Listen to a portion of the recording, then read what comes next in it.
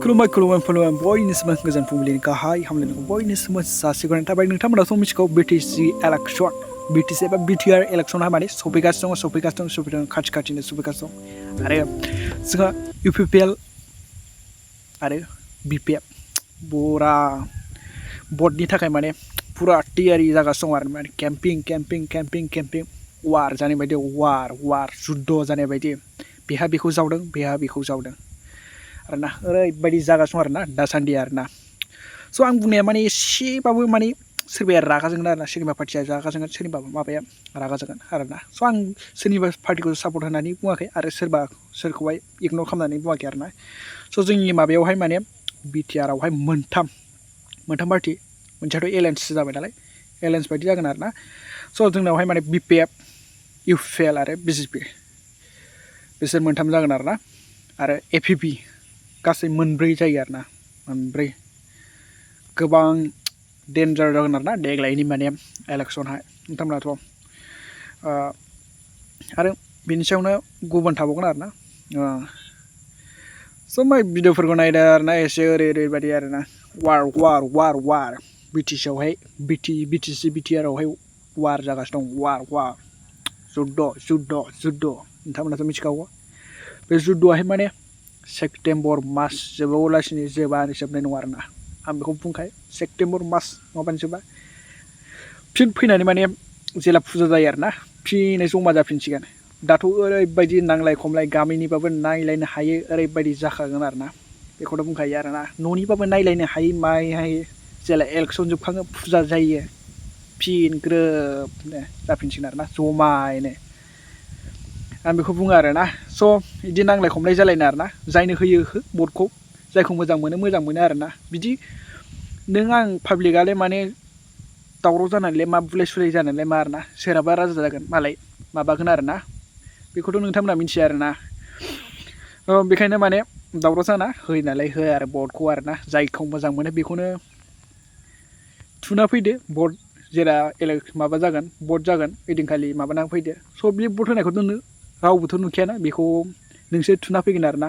नों सोरबा BJPनो होदों, UPPLनो होदों, BPFनो होदों होननानैथ' नोंखौ नुवा आरोना। थ' बेखायनो आरोना दावराव जालायनाङा, बेफोरखौ बुलाय सुलाय जानाङा। थ' बेखायनो गासिबो मिथिं जायो थां, बेहाय थां, UPPLआवबो थां, BPFआवबो थां, BJPआवबो थां आरोना। मिथिं लिङो आरोना, खोनासं बिसिनि स्पिच होनायखौ माबायदि आरोना। स' गोबाङाथ' नुखागौ आरोना माबायदि माने बिटिसि सरकार सालायदों आरो सिगांबो हाग्रामा सार सालायबोदों आरो दा प्रमद बर' सालायबोदों। दा बेनि गेजेरावनो माने BJPआबो हाबदेरफैदों आरोना। BJPआ नोंथांमोनाथ' BJPखौ मिथिखागौ आरोना, हेमन्त बिश्व शर्मा। जुदि BJPआहाय माने जोंनि बड'लेण्डखौ जुदि सालायनो मोनोब्ला, नोंथांमोना जुदि UPPL आरो BPFआ जुदि जेनबाय बायनानै BJPआ बोरैबा देरहाफ्लांबाय बायबा मा जागोन बेखौथ' नोंथांमोनाहाय सानाखै आरोना। आरो गोबां बर' जोंनि माने लिडारफोरा माने BJPआवहाय माने केन्डिडेट गसंदों आरोना। स' नोंथांमोनाथ' मिथिखागौ, मिथिनानैबो गोबां जोंनि बर' सुबुंफोरा माने बेफोर गोरोन्थिखौ मावो आरोना।